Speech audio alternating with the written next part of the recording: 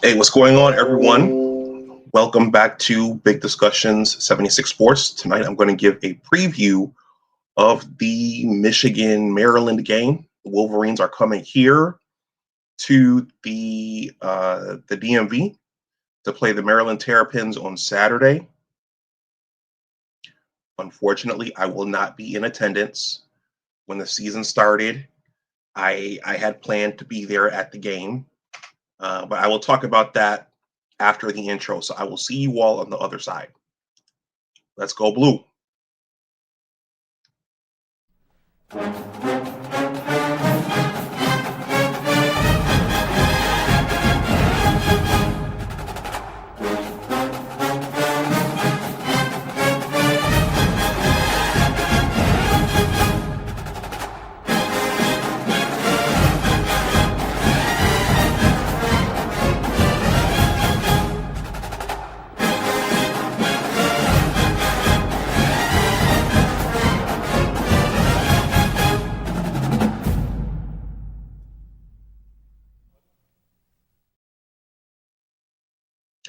Hey, what's going on, everyone? Welcome back to Big Discussions 76 Sports. My name is Dr. Anwar Yusef Dunbar.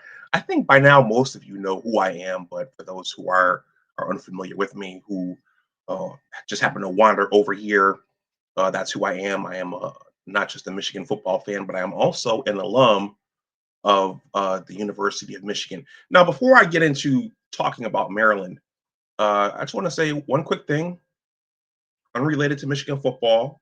Okay. I went to the University of Michigan for graduate school, which means that I earned my bachelor's degree from another school, an HBCU in Charlotte, North Carolina, called Johnson C. Smith University. Okay. So shout out to the Johnson C. Smith University Golden Bulls. They just defeated the Virginia Union. Darn. I don't know what Virginia Union's mascot is. But Johnson C. Smith University defeated Virginia Union 45-21 to win the CIAA championship and also to secure a number 2 seed in the Division II college football playoff. So congratulations to my JCSU Golden Bulls, and a shout out to Marcus Williams. You only represent Michigan in your content. You never represent our alma mater, Johnson C. Smith, JCSU. So I was wearing yellow and blue before I got to Ann Arbor. So shout out to the Golden Bulls. All right, put him over here. And this, I'm ashamed to say, I've been so consumed with the Wolverines, I really haven't had a chance to watch anything else. My best friend was getting on me about not watching enough Buffalo Bills football, but I'm a true maize and blue guy. So anyway, our number 18th ranked Wolverines in the AP. They saw fit not to raise us up in the standings. That's probably an artifact of how they won that Northwestern game. So the Wolverines are coming here to the DMV on Saturday to play the Maryland Terrapins.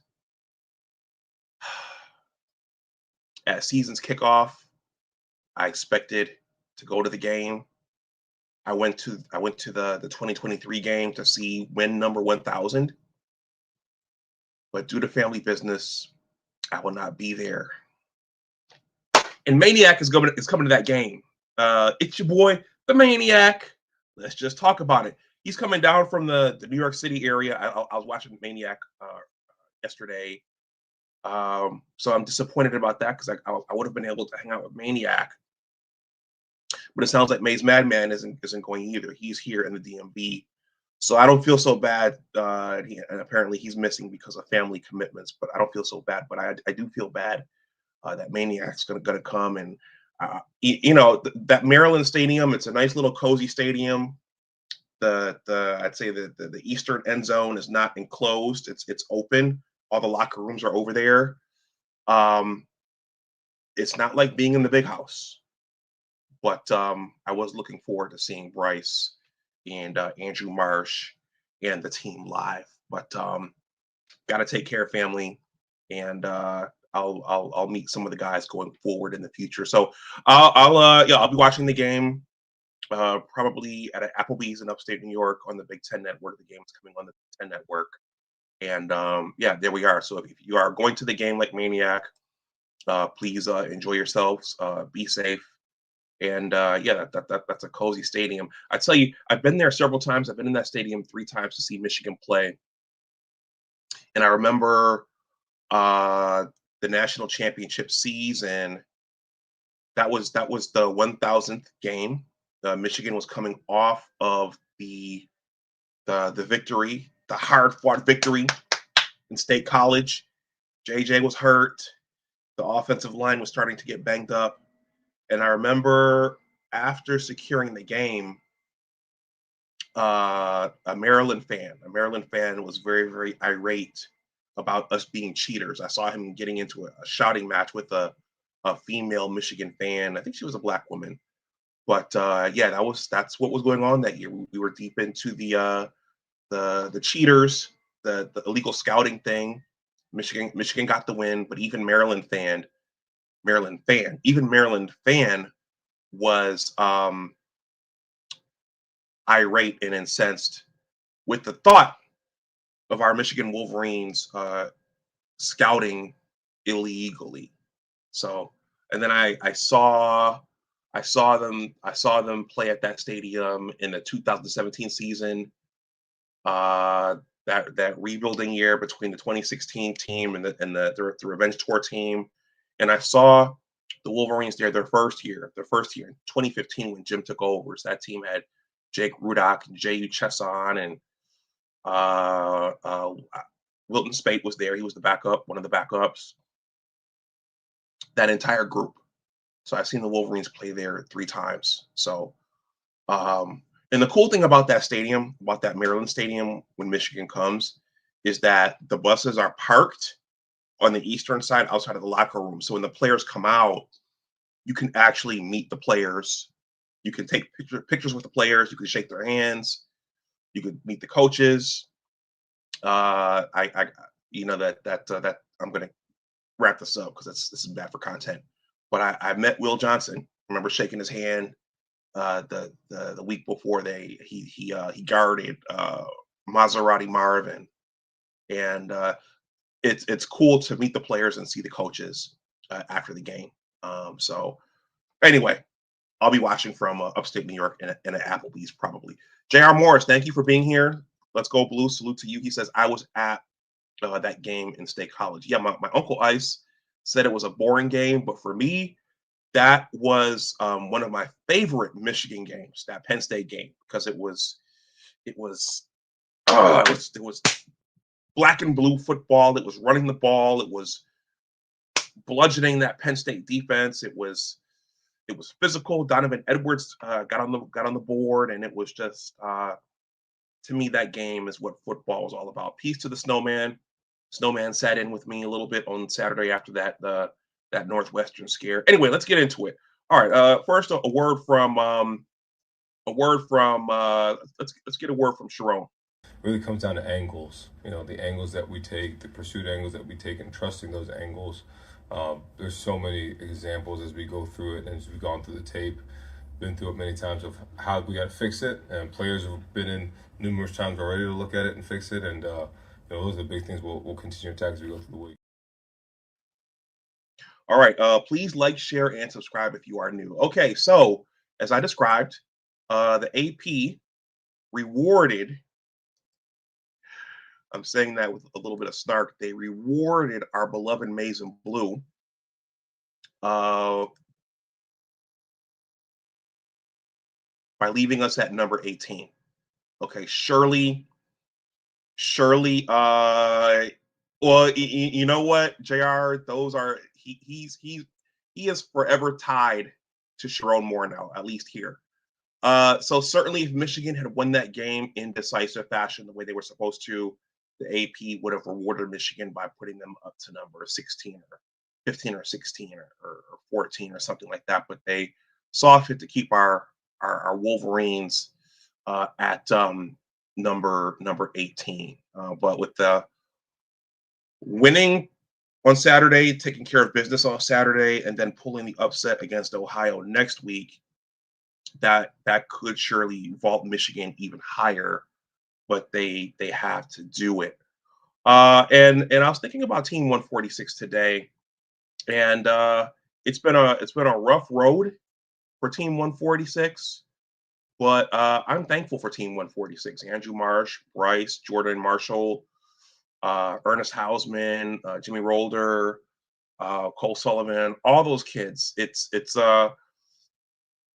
been a rough road. It's been a growing year.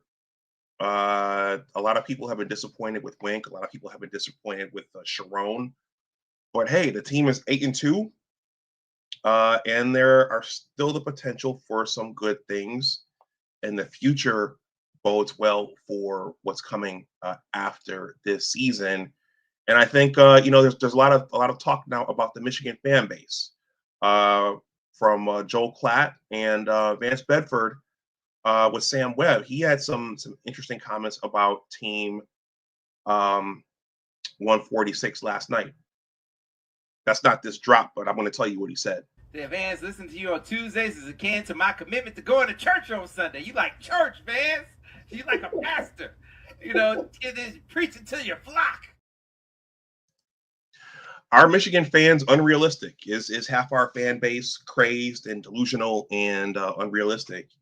Uh, Vance, despite his criticisms for Wink and not having a solid rotation on the defensive line, and the defense not run fitting, and Vance even criticized Chip Lindsey for that reverse call where Andrew Marsh fumbled.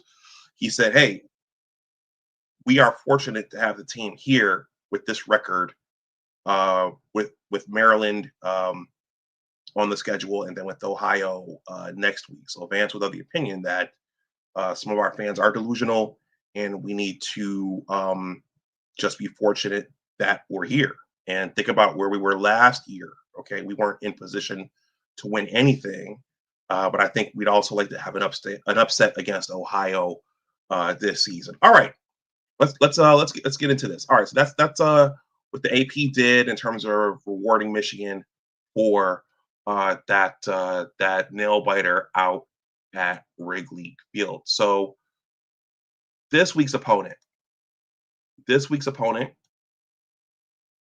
the Maryland Terrapins in College Park. I feel like that stadium is named after a bank.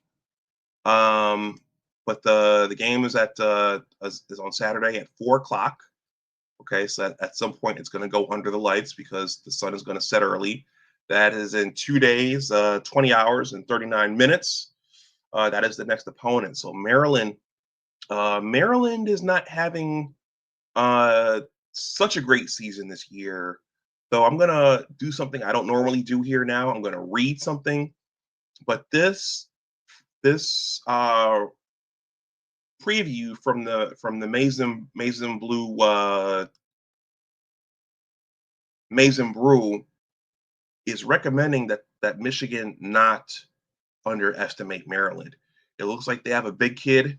They're a quarterback themselves, just like we do, and they have talent. They're just not having a good year, one which might be the last year for Mike Locksley, who seems like a good guy. So I'm gonna sprint through this. Please smash that like button. Please consider subscribing to the channel if you are not subscribed. I'm gonna pin the link to the chat. I know as soon as it goes in there, if Marmar shows up, he's gonna hop right here in the backstage, and I'm gonna feel compelled to bring him up right away, even though I haven't finished my monologue. So, all right. Evaluating the Maryland Terrapins ahead of matchup versus Michigan football: a stingy defense, an elite offensive line, a true freshman quarterback with promise. Don't let Maryland's 4-6 record fool you. J.R. Morris, are you fooled by Maryland's record? All right. Initially, I thought that they were talking about us, the stingy defense, an elite offensive line, a true freshman quarterback with promise. But they were talking about Trevor Woods was talking about Maryland. All right. Number 18, Michigan. The number 18 Michigan Wolverines, 8-2, will head on the road this weekend to take on the Maryland Terrapins. Here's a look at the 2025 Maryland team. All right. Maryland season thus far. They defeated Florida Atlantic. They defeated Northern Illinois. They defeated Towson. They defeated Wisconsin. and they lost to Washington, and they lost to Nebraska, and they lost to UCLA, and they lost to Indiana, and they lost to Rutgers, and they lost to Illinois. All right, so they lost to Washington, Nebraska, UCLA, Indiana, Rutgers, and Illinois. So they only have one Big Ten win. Okay. Let's see. Offensive rankings. Maryland is 101 in total offense. They are number 97 in scoring offense. They're 117 in rushing offense. They're number 62 in passing offense. They're number 120 in passing efficiency, 112 in completion percentage, 109 in third down conversions, number 88 in red zone offense, 114 in first down offense, 127th in time of possession, and number 12 in turnover margin. The defensive rankings. I'm doing this also in large part because I haven't watched Maryland, even though they're here in the DMV. I've been watching Michigan so much, but I haven't really had a long look at Maryland. They're 87th in total defense, 103rd in rushing defense, number 70th in passing yards allowed, number 55 in team passing efficiency defense, number 59 in team sacks. They're in 106 in first downs. They're number 2. Wow, number 2 in passes intercepted. Bryce Underwood take care of that ball. Red zone defense, they're number 19. Third down defense, they're number 72. Tackles for a loss, they're number 67.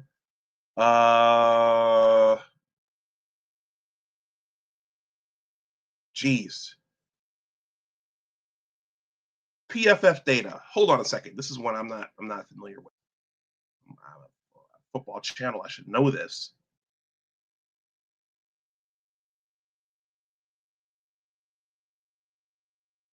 Pro Football Focus data. Number 87 overall, number 72 for defense, 118 for offense. SOS played 48%, run plays 36.4%, pass plays 63.6. All right. There he is. He's there in the chat. Hold on, Marmar. Let me give me a second. All right. The Mike Locksley era is trending in the wrong direction. Maryland finished last season 4-8, is in danger of having a second consecutive losing season. Locksley is 47 in 8 seasons at Michigan, with his best stretch being from 2021 to 2023, where the Terrapins won 3 straight bowl games, a program record. Despite losing 6 straight games, Maryland announced Locksley will remain with the program next season, and the program plans to significantly increase financial support. When they were doing really well, when they won those bowl games, Talia, Tua's younger brother, was the quarterback. And Michigan came close to losing the 2022 game. That was a close game, though Michigan did pull away at the end. A promising freshman quarterback. All right, Maryland quarterback Malik Washington is 6'5", 235 pounds. That can beat teams with his arm and legs. Washington's still raw, but he could have a bright future. Washington's thrown for 2,294 yards this season with 13 touchdowns and 7 interceptions, with a 57.9 completion rate, while rushing for 269 yards and 4 touchdowns. Washington ranks number 2 in total offensive yards by a true freshman with 2,577. BYU's Bear Bachmeier ranks number 1 with 2,665. A mediocre rushing attack. DeJuan Williams is Maryland's leading ball carrier, and he's only averaging 3.7 yards per carry on 111 attempts. Williams has rushed for 409 yards and 2 rushing touchdowns. Williams is more dangerous as a receiving target, hauling in 35 receptions for 330 yards and a touchdown.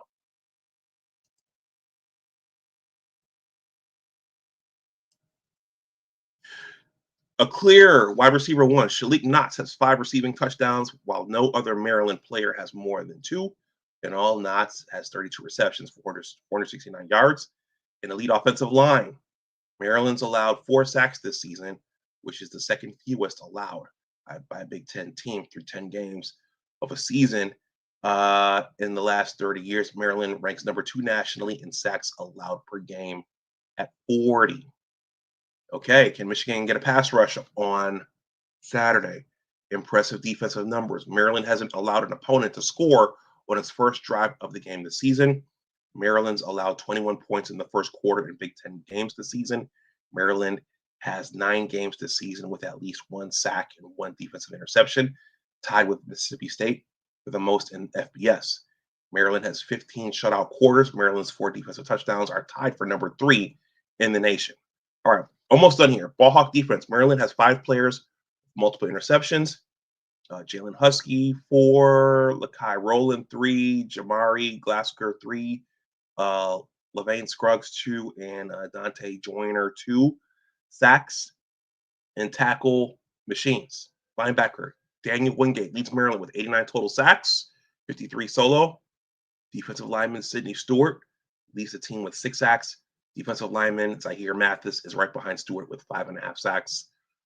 And they have a very accurate kicker. Kicker Sean O'Hare is among the most accurate kickers in the nation, making 19 of 21 field goals. O'Hare's 10 of 10 from 20 to 29 yards, 4 of 5 from 30 to 39 yards, 5 of 5 from 40 to 49 yards, and 0 for 1 from over 50 yards. O'Hare has made 23 of 23 extra point attempts. All right, Michigan.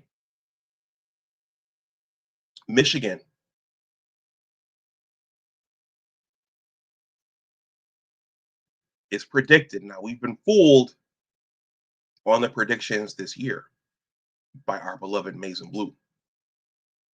Michigan is predicted to win this game by 2 touchdowns. So we've been fooled before. Let's see if they can do it. The link there is pinned to the chat. If Marmar, if you're still there, or anyone else wants to come up. J.R. Morris says, good evening. He says, I was at the game at State College. Salute to the snowman. J.R. Morris says 32 runs in a row. That's the 2023 Penn State masterpiece in State College. J.R. Morris says, oh, Anwar, Marmar isn't going to like that. Okay, that's one of the Sharon Moore drops. J.R. Morris says, Michigan isn't going to be ahead of USC unless they lose. Yeah. J.R. Morris says, I love Team 146. A lot of young guys showing us Michigan fans the future is bright. Yeah. Once Bryce has a chance to, he's still growing. Once he has a chance to study the tape and learn how to change his coverages and look and see where the blitzers are coming from, and to pay attention to that safety dropping down on the run pass option. Yeah, the kid is going to be dangerous. And you have Andrew Marsh, and you have more talent coming in, like the Hyder kid. It's a young offensive line, so they're coming back. It's a young secondary, so they're coming back for all the mistakes they've made. It's going to be a talented team in the years. I'm not sure. Hello, sir. Hey, how you doing, brother? Good. How are you? I'm good. All right. You having a good week so far? Yep. All right. I'd be smiling too if I was doing the thing you shared with me earlier. That grin. It is what it is. So what do you expect out of this Malik Williams quarterback out of Maryland? Well, based upon what I just the analysis I just read, it doesn't look like they're getting a lot from their running game. So it looks like he's the major cog in the offense. So, and we shouldn't compare the 2 quarterbacks because they run 2 different. They ran in 2 different systems. See, Malik Williams is made to throw the ball. He's more equipped to throwing the ball than handing the ball off compared to what Bryce Underwood got to do which handing the ball off, controlling clock. Malik Williams just fell in for, Tagovailoa, what he used to do for Maryland, throw the ball all over the place. Mm-hmm. And so that's what they do. So we could contain him throwing the ball all over the place. I think we have a fair shot of beating him. Okay. I'm pulling up the comparison. Someone made a little meme with their stats earlier. But yeah, it should know. I was listening to something earlier, reading something earlier. We can't compare the two because they run in two different systems. See, Mm-hmm. like Loxley wants the ball out of his quarterback hands, and if you notice that throughout the years, that's how they have always been. They throw the ball all over the place. That's gonna get us prepared. Our defense prepared for what's coming the next week. Mm-hmm.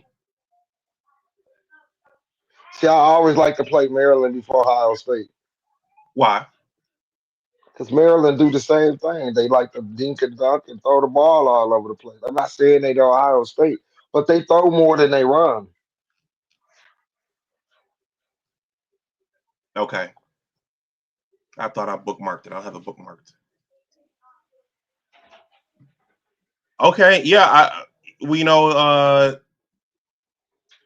terms of overarching analysis, I hope I don't think they're going to overlook Maryland, but I hope Nah, that. Sharon Moore told him this is not a. He said I've been telling the team it's not a trap game, so that mean they not overlooking them.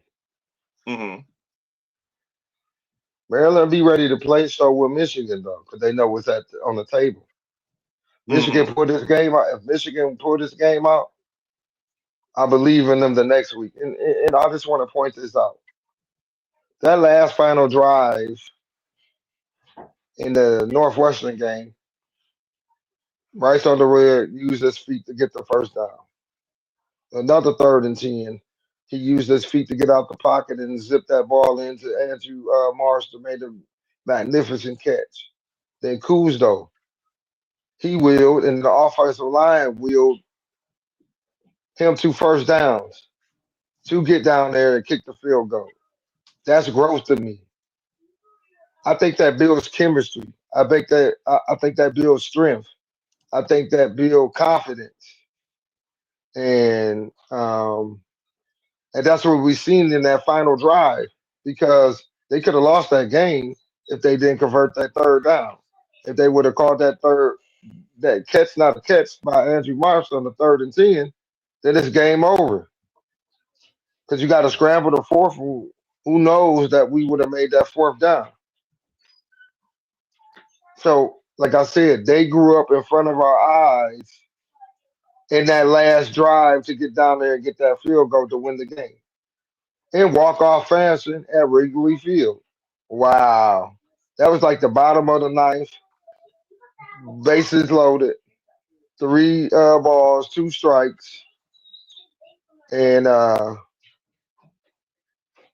next pitch, it was a walk-off, a grand slam walk-off. How fitting at Wrigley Field. It ain't nothing a coincidence. I know it looked like it, but ain't nothing a coincidence. Zavada got his confidence back, in my opinion, because you kicked the one game winning field goal. That Mm-hmm. meant you. That meant you, because you was terrible in the other game. I mean, throughout the game where you were missing field goals, and then you did that. So I think that's a confident builder. I agree. I So agree. They survived it, and yeah, Bryce made that throw to Marsh, and Marsh made that tippy toe catch, and yeah, it was beautiful. All yes, right, this is the best I can do here because I didn't bookmark it on X, but yeah, so whoever made this, they circled the completion percentage. So Bryce has a completion percentage of 61.5 versus Malik Washington's 57.5. Um, as you said, Washington has more total passing yards by about 300, He has 6 more touchdowns, and he's turned it over 2 more times than Bryce has. Bryce gonna get that. Bryce gonna turn that number around. He's gonna turn that number around one of these days. He's not a freshman anymore. He's been on campus almost a year, so I think these last 2 games will show us a lot about Bryce. I like what I've seen in the Northwestern game. He grew up too. That first Mm-hmm. half was magnificent. Till like 4 minutes left in the third quarter, it was beautiful. Mm-hmm. So Okay. we'll see. He got more yards than Davis Warren did last season. Do you know how many yards Davis threw for? Probably like 1,300. Okay. Yeah. Each of his games were pedestrian. Keegan is there in the chat. The Dom father has entered the chat as well, guys. The link is pinned there to the chat if you want to come up and say a few words. Keegan is here. Hey, Dom, if you Keegan. want to join us. What's up, guys? What's going on, Keegan? Oh, yeah, I like what Marmar just said. I thought last game was Bryce's best game yet, even though he made a couple mistakes. Um, he's just looking better, in my opinion. And we saw Hillman, coming into balance better when he steps into the box and making a tackle under control.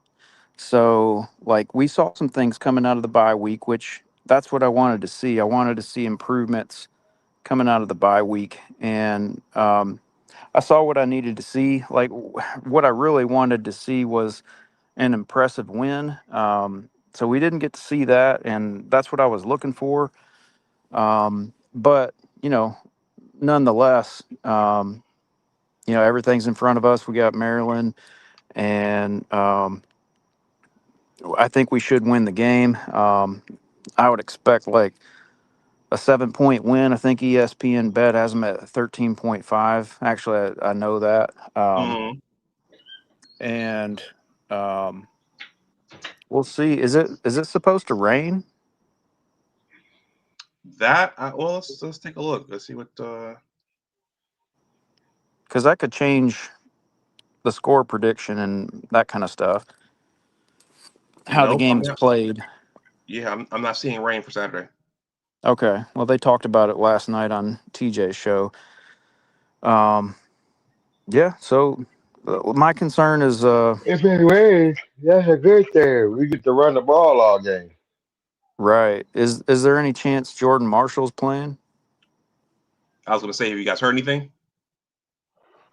I haven't. I heard that the X-rays were negative, but he ain't saying Right. nothing. Too. He's tight-lipped on it right now. But he can sit out. He can sit out. I want to see. I think we got. I heard they was using Bredesen at running back, giving him some carries. So I would like to see that. I think that'll be crucial. I think that'll be dangerous. Okay.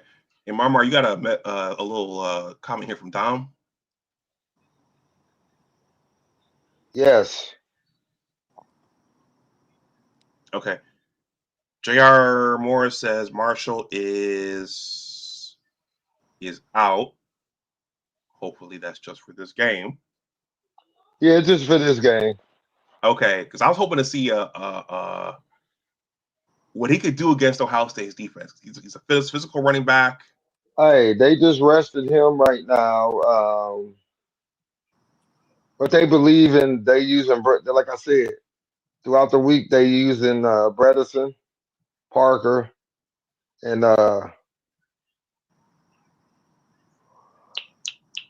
Kuzdo. Mm-hmm. Yeah. He looks like he's got some nice burst, Kuzal. Yeah, But yeah, he but do. and he's a really tough player, so I don't want to take anything away from him, but it doesn't look like he's a power runner, although he likes contact. So I would imagine that's why they're giving Bredesen some reps, because I also heard this is just a rumor, but that Jasper Parker wasn't like cleaning up in pass protection. So it could be something like that. It could be just like the scheme for the game, and like in my opinion, it needs to be a running game um, for like the best path to victory in that game. But we'll see.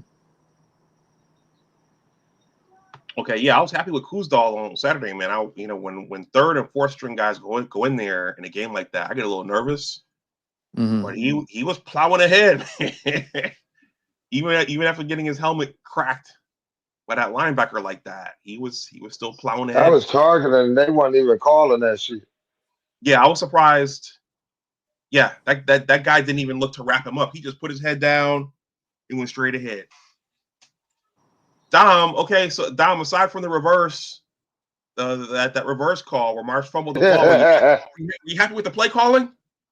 Yeah, it was better, and it was nice to see that Sharon Moore was a little bit upset about that triple reverse backward handoff. Why? So I have a question. Why are we not using Mika Kapana Because he's hurt.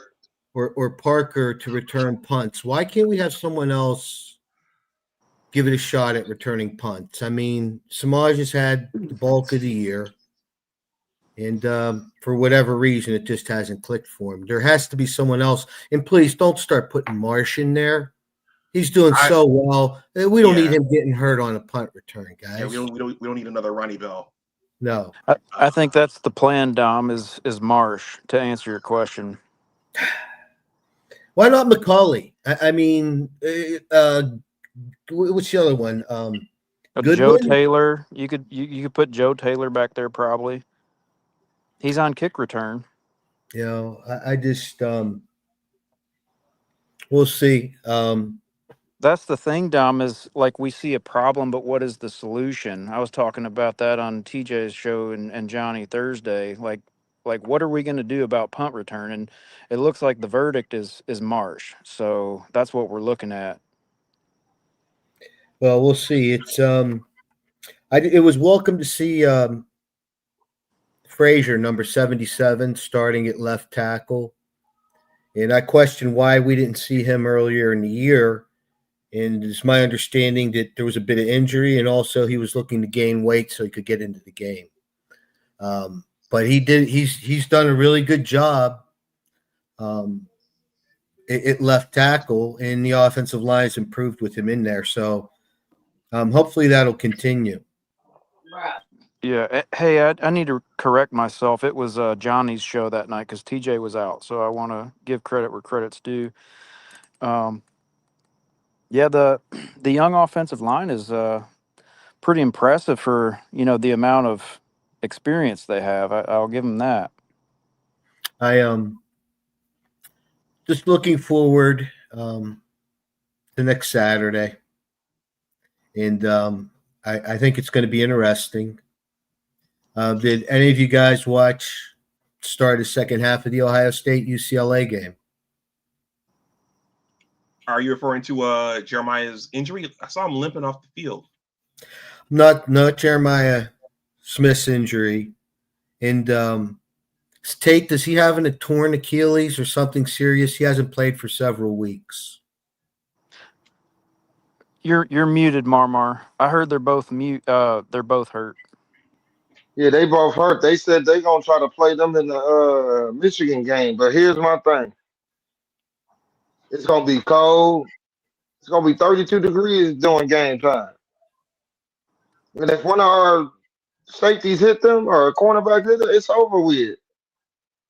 You got to understand the Buckeyes, they can't play in the cold like the Wolverine can. Did you guys? It's the truth. Did you guys? Hey, I'm sorry.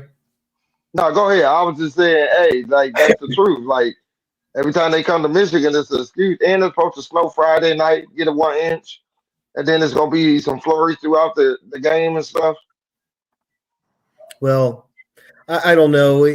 I just started watching the start of the second half of the UCLA Ohio State game, and Smith was not playing, and Julian saying, for whatever reason, made a mistake, and they had to punt the ball, and Ryan Day was beside himself, just like screaming at the kid like a lunatic. And I'm like, wait, you're up 3 or 4 touchdowns at that point. What in the hell are you screaming about, Ryan Day? And then screaming at officials in the first half. I'm like, and then the light bulb came on. The realization. Yes. The realization. It's finally here. And for the people that are good Ohio State fans, there are some of them out there that go to Maze's channel and Johnny's channel, and then there are the others. And I seen a video done by Maniac. I'm a little behind on stuff because I've had bronchitis for a week, so I'm behind on content and stuff. And I've seen a video by Maniac, and he really ripped into him because he's like, Michigan State had how many games, taken away and ineligible players, and how come we're not hearing Buckeye Scoop talk about that? How come we're not hearing Spiro talk about it? He's like, it's because how come we're not hearing the national media? How come we're not hearing Pete Thamel? How come we're not hearing Herb Street on? And it's like he's truth. It's the truth. It's all been biased against Michigan, and little by little, things are karma's kind of working its way through. Karma, this or that. I just believe things happen for a reason, and at some point, all debts get settled. And look at that smile on Marmar's face. I got something to add to this. Yes. Hey, everyone on this panel, Doc, Dom, Keegan, pay attention to next week, the beginning of next week. Some major should be dropping, like news. Pertaining to the game or world event or pertaining to the other team. Got it.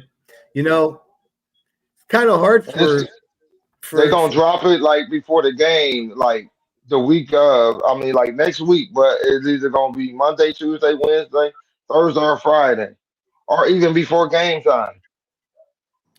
But I seen another video. And I like Josh over on the House Divided, but the realization is they haven't played anybody all year. I mean, Texas, it is what it is. Penn State, it is what it is. Illinois, but they haven't been behind one quarter the entire year. The entire season, they haven't been behind one quarter. And I think that realization, and Josh said it himself, I certainly don't want to lose the 5th one and go into the playoffs after losing the 5th one. They're thinking about it, guys, and you can see it. I said it last year, man.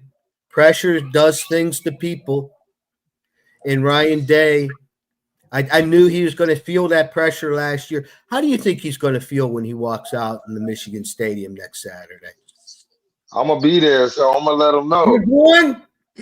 You're going to the game. Yeah. And man, Dom, go ahead. I'm sorry. I'm going to the game. Good for you, man. If 32 degrees. If there's 32 degrees. If there's anyone that deserves to go into that game after the year you've had, Mar, you deserve to go to that. It's for him. It's for Tayshawn. We taking the spirit of Tayshawn up there, and it's That's gonna be awesome. crazy. It's gonna be free. Yeah, man. I appreciate y'all, man. Hey, listen, it's gonna be awesome. It's the game, and like I said, I hope it's brittle cold, so when they get stuck, the house come crumbling down. We don't have a running back. You were saying they were running Bredson during practice. Yeah, why not hand him the ball off against Ohio State? It's a running game anyway. Just let him run the ball. Well, they see might what he not. can do. They might not use him. They might just be preparing if like a back goes down, like who's third Yeah, up too. yeah. Because they So asked the it doesn't question, mean will he's he in the get some game touches? plan. They just asked him, somebody asked Kaskula, the tight end coach, will he get some touches in the game? They said you might, he might not. So, Do like we you said, Keegan, do we have a third running back right now? Is it Volker? Is he available? both of them, yeah, oh, he should be. Okay, because I don't know that we have another running back on the roster. So that's probably why they're giving Bredesen reps in practice. Yeah, Yeah, but Dom, you're right. Ryan he, Day, yeah, he's probably starting to get hives, right now. he said he started to get hives. You know, it's the. I mean, I still have people back in Columbus, and after they lost the game last year, that town was a morgue for 3 to 4 weeks until the playoffs. And so what happens if you're Ryan Day, you lose number 5, and then you get to the playoffs? I'm sorry. I think, and I hate Ohio State, but taking that hatred out of the equation, do you think that team's as battle tested as Indiana, Alabama, or Texas A&M? And I'm glad you brought that up. No, they're not battle tested. Who have battle tested them? They had Texas, but they had Texas at the right time of the year to play Texas, and that was a Yeah, close game. and that was Yeah. the first game of the year. Everybody Yeah. Yeah, coming off fall camp. Then Washington played them the toughest. Washington just couldn't score. and May I add to that more and It more? was Manning's first start as well. The Washington So game, has there been one other sideline interference call throughout college football this entire year other than that first one for no, Washington against Ohio State? I like my mom's like, what do they mean by sideline interference? Or, you know, she's 91. She loves football, and she just asks, questions. She's like, I never heard of that. How come they? So we'll Dom, see. I think to your point, like that's a good conversation. I'm glad that the doc brought us back to that. I kind of derailed it, but that's a really good conversation. I don't think that there is an elite team this year, and I think the closest team to being elite after Indiana got a scare is Ohio State, but it's not elite as we used to know it. So we'll see what happens like in the playoffs with injuries and whatever quarterback is hot and has experience. The defenses that are playing well, like it's all just a big question mark in my brain right now. Like the tendency would be to look at what happened last year because it's a little similar, and if it is similar, then you've got well, we beat Michigan or Ohio State last year, and then they're just going to write it off as that game doesn't matter anymore, and that everything's in front of them still, and they still won't give us credit even though they're 0-5. So you can expect that, but the I think that they're probably the number one team right now. So the margin of victory in most of their games. So there's not really a way to drop them after Indiana had that scare last week. And they're not even like elite. I know the premise, Dom. I agree with you, but what else is there? Well, what he asking is, are they battle tested? yeah, they go into Oregon and win? I don't know. Could they win a game like Texas A&M won last week, down how many points, and come back Hey, and I'm I glad don't you know. brought that up. I don't know. So Michigan's final drive compared to Texas A&M, the number 3 team in the nation. I'm not saying we number 3 team worthy, But we did the exact same thing. And the thing about Michigan's drive is that the 3rd and 10 pass to Marsh, boom. Then they get back to 3rd and 5. Instead of standing in the pocket, Bryce made a business decision. Got the first down. 3rd and 5, freshman. So you had one freshman make a play, and you had another freshman that made a big play, and then you had Kuz though making big plays, but with the 3 offensive linemen pushing him to the first down. Man, they grew up right in front of us. They grew up right in front of us. So now that they have overcame that adversity and now know how to go out here and win a game being down. I know it was 1 point, but they willed themselves to victory in a I hear. game that, hey, if they lost that game, playoff dream done. Now you Did it- playing for nothing. Did anybody see the interviews with Underwood,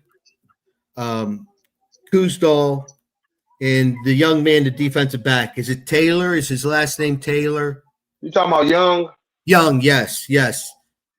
I'm looking at these kids, Mar, and I'm like, wow, I'm old, and they're young, and what they did today, That's what I'm saying.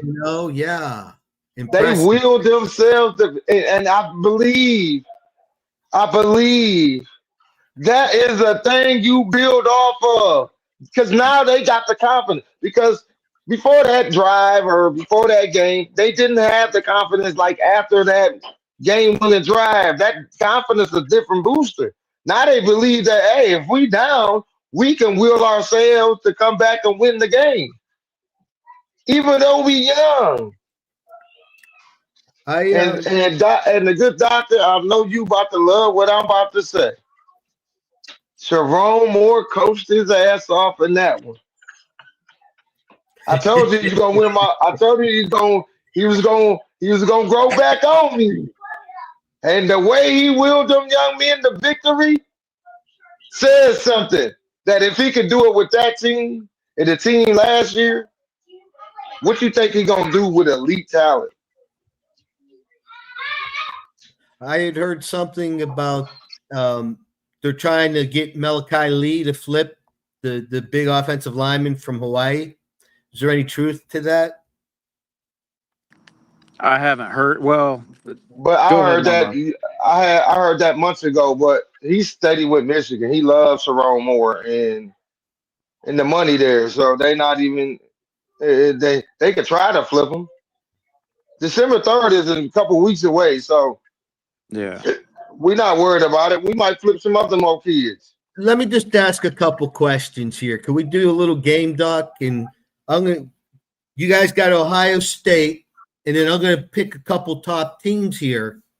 You let me know honestly who you think would win on a neutral field. So you're Ohio State, and let's just do some random teams here on a neutral site.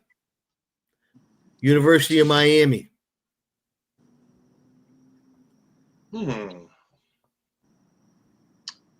I'll take Miami. Depending on what Miami shows up, though. I would take the Buckeyes. That's what I'm saying. Like, because you don't know what Miami, even though Miami got the speed on the defense because of that Florida speed, still dangerous. Would that cause problems and fits for Ohio State? Oklahoma. I think Oklahoma beats Ohio State. I'll go Ohio State 60-40 on that one. That's a good one.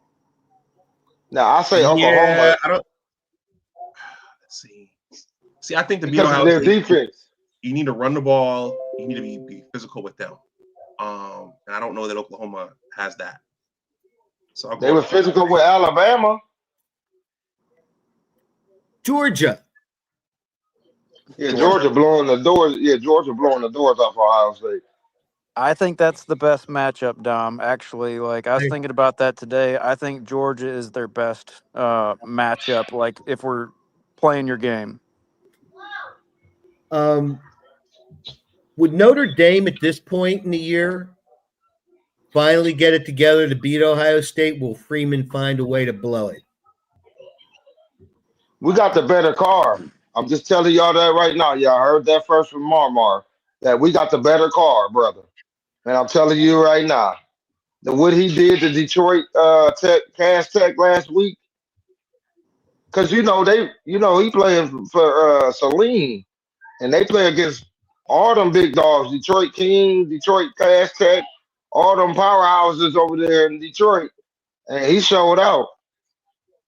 We got the better car. And you see what the car doing for Notre Dame?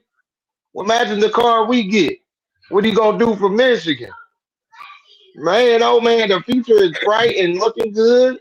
And I think we can run the table for the next 10, 12 years. And I hope we go independent doing it. I just grabbed a couple teams there out of the top 25. But one thing you guys all had together is you thought a second. And I'm just saying that as an example, Keegan, where you're like, well, there's Ohio State. Who else is there? And I agree with what you're saying. They have a really talented team, but they just traveled under it all year. I mean, not one time, not one dogfight. They haven't been behind in one quarter. Yeah, they would beat them because of that. Yeah. Notre Dame would beat them because of that, because of love and that run game. Yeah, facts.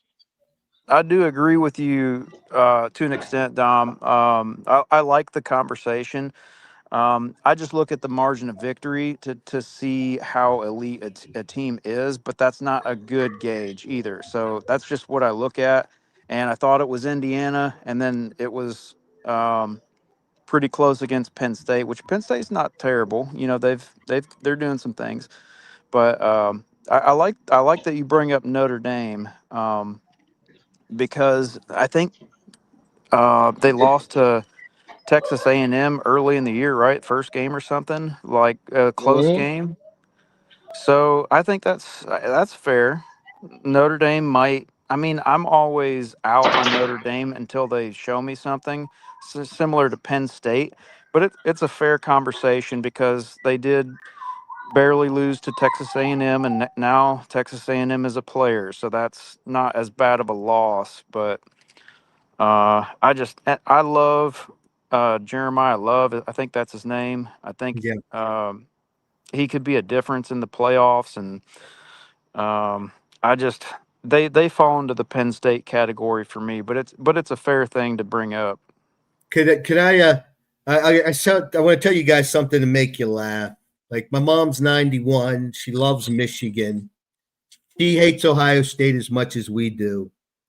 And I was talking to her, and she said, hey, Dominic, why is it when Ohio State, when they throw the ball, how come the guy from Ohio State could push the defender down and then catch the football, and the officials don't do anything? But when another team does it to Ohio State, they're throwing the flag.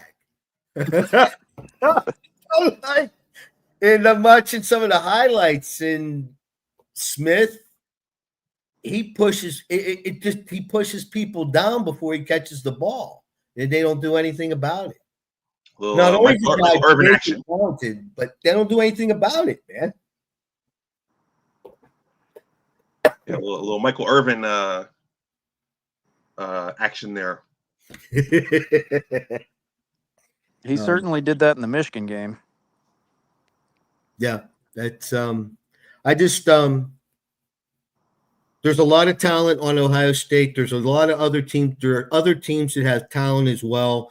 And I think the difference when you get in the playoffs and you're in a pressure situation, those teams that have been up against it are gonna either beat Ohio State. That's what I see happening, guys. Ohio State gets into a dogfight and they either win and go on and win another title, or they get bounced. My concern for them. Go ahead, Dom. I'm sorry. That's what I was just going to say. Is I think it's going to go either way. They either get bounced early or they win it all again. And if they don't get bounced early, that might wake them up, kind of like the Michigan game last year. I don't know, but like I said, that's my whole thing is they really just haven't been really tested. It's not their fault. The schedule is what it is. Well, if their two horses aren't healthy, then that'll really hamper them. Yeah, and Julian Sayin was having a little bit of difficulty throwing the ball there in the third quarter with Smith out, and the commentators were even saying he needs to get his timing down. It's not like he's throwing these balls and letting Smith go up and get it or on his back shoulder, and you're throwing to a lesser athlete. He's not accustomed to that, you know.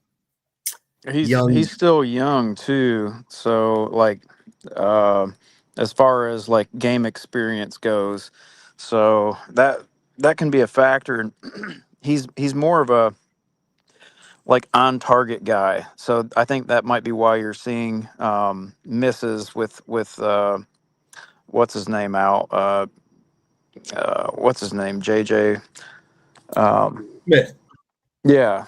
So, like, he's more of a on target guy. He's not like a dynamic quarterback. So, that could make a difference in the playoffs or even in the Michigan game. So, like, when we're talking about a larger playoff, you're going to have good quarterback play. You're going to have a good defense. And you're going to have a secondary like we saw in the Notre Dame game last year. You're going to have a secondary that can adapt to the speed of a high flying passing game. So all of those things are critical in a playoff environment. And we just got to see who's healthy, and is Julian saying um, is that going to work in the playoff? So, like, I'm all about giving credit where credit's due. Like, I think he's an accurate passer. I think, he might be living up to the 5-star billing. So, but like, is it going to work in the playoffs? I don't know. You know, I have another question, please. Wink is predominantly, I've seen Wink a lot this year run blitzes with our linebackers between the guards and the center, that right middle of the offensive line. And he showed a little bit of that last week, almost like three guys like right there and two went, one dropped. Is there something weakness-wise right there in the middle for Ohio State that he wants to send our guys in that way, and that's why they've been working on it?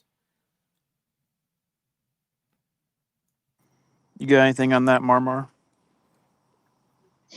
I think the game plan for the Buckeyes is the same, but thing we've been doing the last 4 years. We minimize it. We box them into only throwing. When you suffocate them, you see how they don't react to it. Because yeah, they run game look okay, but how would that sustain in a cold environment? These kids ain't played in Michigan. They don't know what it feels like to feel on a Saturday at 32 degrees. And in Michigan, 32 degrees is like 22 degrees. And you get stuck. Julian Saying got to come out there to that. Y'all gotta come play in this. And then, like you said, the panic setting in already. And then what's supposed to drop next week are really going to be detrimental to Ohio. Then Tate might be out for the season.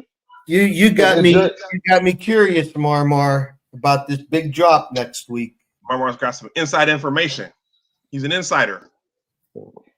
Listen, y'all, just remember the Joey Vanquez situation.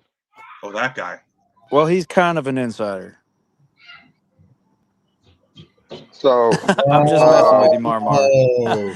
I'm just you're telling me there he is. What was part of that whole transaction? Is that what's finally finally? Yeah, that's supposed to be dropping next week before the game. Ooh. And if that drops, that could be headline, and that could really be a mental thing, another mental thing that Ryan Day has to deal with during the game. If it goes down like that, I'm a little concerned about the safety of our players.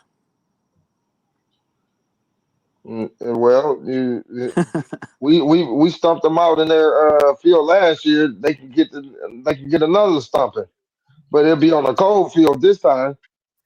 And you don't want to get stumped out on a cold field. That's not a pretty sight. Oh, Yeah. well, the good luck charm's going to be there. I'm happy you're going, Marmar. I I'm really happy, appreciate it. man. I had to be Trent. there. I said I gotta go, man. I gotta get there, man. I had to. Yeah, this is a big one, man. This is between the two national champions. A lot on the line, and people say Ohio State might not be looking us right now. I always think they overlook us Oh yeah. because they feel like they're the better program. Um, Not humanely, but on the football field and paper. Like I said, how's Julian Sand going to adjust to this weather on November 29th? Like I said, Michigan cold ain't Ohio cold. Yeah. And I can attest to that. So, gentlemen, I appreciate the time. Doc, thanks for having me up. Mar, good seeing you. Keegan, Appreciate you. I got to coming get up, back. I got to get back to some work Love, here, brother. which is a good thing to have. Yes, And sir. go blue, guys. Go Blue Yes, Dom. go Go blue. Blue. Thanks for coming up, Dom. Take Thank care, you, man. brother. All right, Marmar and Keegan. Yeah, I gotta wrap up. I gotta start All packing right. and Yeah, to the evening. so what is your score position? My score prediction is 23-17. Michigan. Yeah, I had 24-17, I think. Okay, so you guys are giving them a touchdown. Okay. Yeah, they're Yeah, not I worrying had about I touchdown. just 24-17. I say just don't overlook these guys. Take care of business, Yeah. and then on to next week. The quarterback concerns me, so that's why I got to go under the spread. Okay. Yeah, But that's all it. right, We'll see. I'm gonna jump out of We'll here. see. I appreciate y'all. Go Blue. Appreciate it, brother. Go blue. All right, Mister. Going to the game. You got anything else?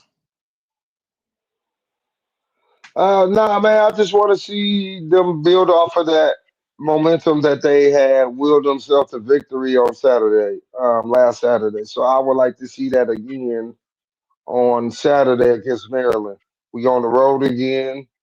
If we win this game, we'll be 4-2 on the road, and then that's a winning record at road. And then we 5-0 at home. We ain't been undefeated at home since the 2023 season. And then if we beat all our rivalries, that'd be 2 years in a row. We win 4-0 against our rivalry. So that'd be 8-0 for Sharon Moore against his rival. We are 17-2 in the month of November. That's a good stat. We can go 19-2 in November, and we could just build off of that. And then I think I wanted to bring up is anybody that go to these conference championship and lose, Mm-hmm. they out the playoff. Is that right? Yeah, because think about it. Okay, so if the first four go to the conference championship and all four lose, they just slide down to different seedings. But it's the lower tier teams that are in the conference championship lose, they slide out of the playoff for good. Yeah. And that's not a good look. You don't want that. So is the conference championship even worth it? Do you think people are bypassed it? Well, Marmar is Like still. could a team be like, I don't want to play it, and they give it to the next team? Well, Marmar, I still think it's probably your best chance of getting in, right? I mean, if you're conference champion, then that gives you your But I'm best chance. talking about a team that's already in it. Do you think they opt out of it and prepare for the playoffs? That's a good question. I'm not sure. That's what I'm meaning. That's a good debate to have next week. Okay. Okay. Yeah, Is the Ohio State conference didn't even. is the conference championship worth it, or is it going to hurt you?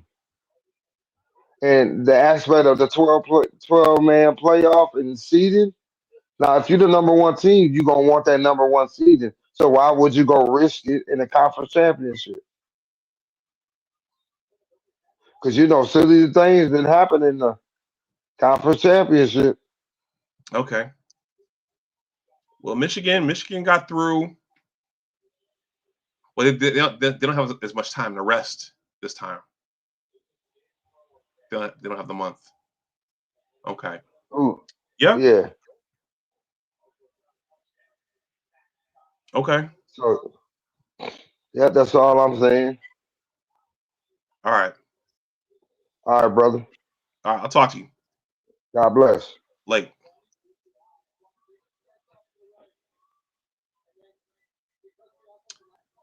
All right, everybody. I want to go ahead and wrap the stream up. I'm hearing Steve's voice again. Show him the book, Big. Show him the book. Show him the book. Amazing Blue review. I'm gonna drop you Mar and get my little benediction here. Show them the book, Big. Show them the book, guys. The holiday season's coming up. Consider getting my book for yourself or someone else who could use this. It's a sports related story. The Wolverines. Some Wolverines are in here. The Fat Five, Harbaugh. I think Bo is in the introduction for my YouTube subs. I'm selling the hardcover for $27 signed. The paperback $22 signed. Just use one of those methods in the ticker. Make sure you send me your mailing address, just like Jay Morris did. Shout out to Jay Morris and State College. You can also go to my store. I'm going to be very, very quick here.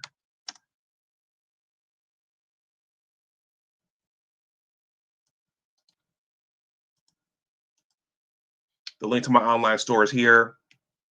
If you're interested, I can send you a coupon code if you want one.